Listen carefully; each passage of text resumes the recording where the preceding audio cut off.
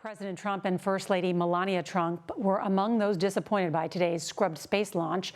They'd flown to Florida to witness the historic event. Earlier, the president threatened Twitter, the social media site he has used more than 50,000 times for fact-checking his posts. CBS's Ben Tracy reports tonight from the White House.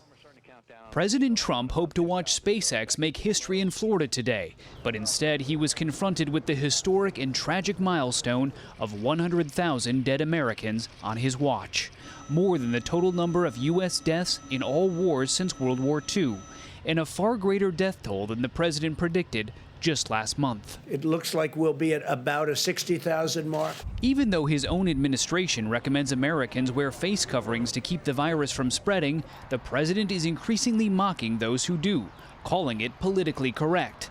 Today, former Vice President Joe Biden said it's not political, it's just correct. Wearing one of these masks when you're outside is not a partisan issue. It is a matter of protecting other people.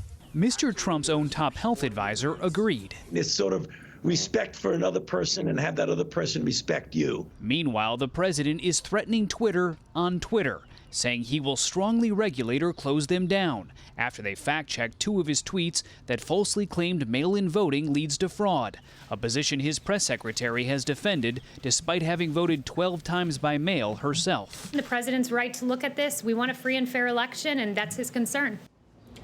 Now, President Trump has also voted by mail, but says that's okay because he's president and he can't travel to Florida to vote in person. But his view on mail-in voting is increasingly at odds with election officials, even in red states, who are embracing mail-in voting because of coronavirus fears at the polls this fall. Nora? Ben Tracy at the White House, thank you.